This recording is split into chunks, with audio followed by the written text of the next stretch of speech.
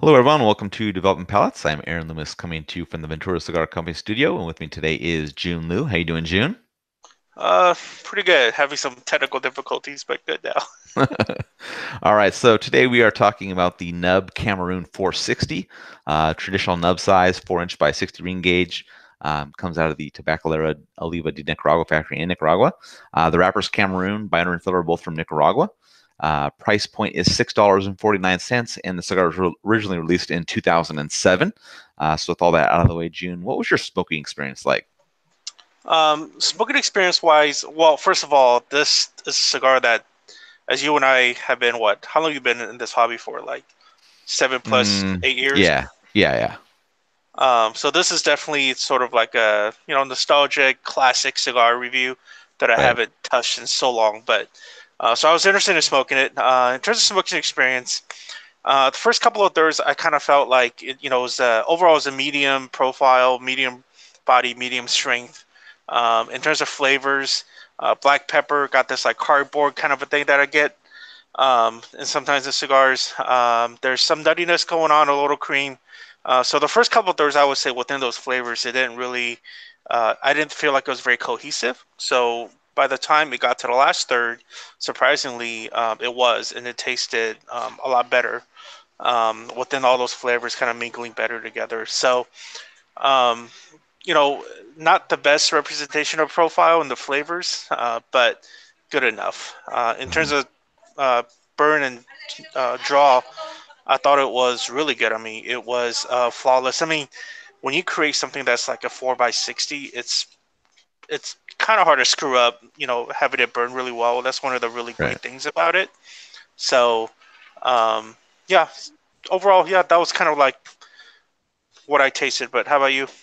Yeah, for me, it started with a big peppery cedar and a mixture of like equal amounts of cream and mustiness, and then a little bit further in, the pepper and the cream kind of both moved to the background. The cedar and the mustiness were up front. About 3/4 of an inch in, cedar's up front, mustiness slightly behind it, pepper and cream still in the background. Retro Hell kind of has a blast of pepper up front, with a little bit of that musty cedar behind it. And that's kind of how the first third goes through, and strength was like slightly below medium there. And then the second third, cedar still up front, mustiness slightly behind it. Still a little bit of pepper in the background, but the cream dropped out. A little further in, some of that cream returns. Retrohale is now musty cedar up front, black pepper kind of following that. And then as the second third's wrapping up, cederness and mustiness were up front, pepper in the background, cream drops out again, strength bumps up to medium. And then in the final third, mustiness takes the lead over the cedar. Still a little bit of black pepper in the background. A 1/4 inch in, the cedar transitions to more of like a general wood note, gains a little bit of a char to it. And then a little further in, Retrohale has a little bit of a kind of a green wood to go along with the mustiness. And that strength remains at the medium mark. In regards to construction, pretty good. Burn a little bit wavy throughout, but never really required any attention. Ash held on for about 2 inches, 2.5 inches, and then it held on the rest of the way. So always had like a sturdy ash on the nubs. It's just kind of a trademark, I think, for those cigars. Um, Draw was a little bit tighter than I prefer, but didn't really cause any issues with the smoking experience, so nothing big to gripe about there. So overall, what were your thoughts on this one?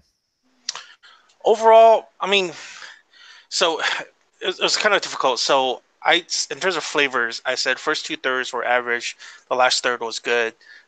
In terms of construction, it was basically flawless.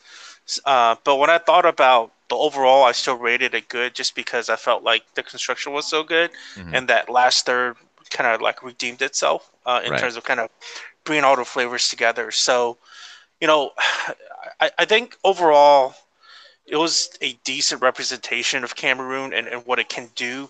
Hmm. It definitely needs refinement. It needs better cohesiveness, but it was overall it was average to good. With construction being so good, I just said it was good. Right. Yeah, I mean, I think same thing. Construction is really good on this cigar. It's like you said, it's kind of hard to mess it up. You have a lot of surface area to work with. But like I said, the ashes are always really sturdy on these. So I kind of call these like knock around cigars. I mean, you could smoke them while you're doing whatever you want. It's not really like you're gonna have flaky ash or they're gonna be dropping off on you and things like that. But had some good flavors to start out with. I kind of was on the opposite of you. I was good up front and then kind of averaged the rest of the way through. Um, it's it's a cigar you can smoke anytime. Price point's good on it. You get a long smoking time, even though it's 4 inches long with a big ring gauge. So you get you still get your money's worth plus in regards to that. I mean, I always head back to the nubs on occasion just because they're like tried and true and things like that. And I'm never disappointed in them. You know, I'm not wowed by them, but I mean they're just good, solid cigars that if you're like not gonna be paying a ton of attention to it, it's worthwhile to smoke. And I mean, if you haven't smoked a nub, you gotta smoke a nub just to say you did it anyway. But I've always found them to be pretty reliable when you go back to them. So let's get into scores. You gave it a 6.37. I gave it a 5.85. How do you think that matched up with your experience? I think it matches well. I mean, the reality of something like this is, the great construction of it really helped to get to that 6 mark. Mm-hmm. But in terms of like flavor overall, I thought it was average. But low sixes is seem absolutely deserving. Yeah, same for me. I mean, it has a slightly above average flavor profile, really good construction, average overall. So that's kind of where it gets to that high fives for me. So, any other final thoughts on this cigar? Um, it's interesting. So smoking something like the nub, right? You figured, well, it's something that's really like I actually completely forgot how this cigar tasted. Mm-hmm. Um, I Yeah, just because it's been so long. But back when my early days of smoking cigars, maybe like 7, 8 years ago. I mean, I smoked a ton of these. I basically went through all of Nub's line to Right. get like an understanding of what things were. So, but now that I smoked it, saying, I think I have a pretty good like, um, veteran kind of a palate, I guess you could say. Like, I'm not a Right. newbie anymore with cigars. Yeah. I feel like, a couple of thoughts. It's not for me anymore. But I could totally see at the same token how this cigar will attract so many new smokers, right? Mm-hmm. Especially so many American smokers that like thicker ring gauges that kind of, I guess a lot of this is viewed as like getting bang for the buck.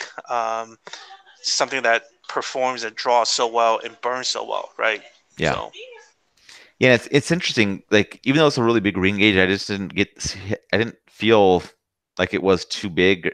Like like a 6x6. For some reason, maybe it's just a mental thing. Is like you just feel like this is too big to smoke. But I guess in the shorter format, it for some reason it just didn't feel as uncomfortable trying to smoke it. But that's just maybe yeah. a mental thing going on there. So Yeah, I don't. It's weird. It's almost like 60 such like some. It's not really the norm anymore, but yeah, like larger ring gauges are way more of the norm nowadays than like 7, 8 years ago. right, Right. So, and I didn't feel like this 60 ring gauge caused, for lack of a better word, like a really bad mouthfeel. right, So, yeah.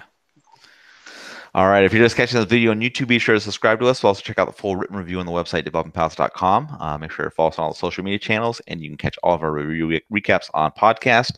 So iTunes, Google Play, and Podbean. Thank you for tuning in. We will catch you on the next one.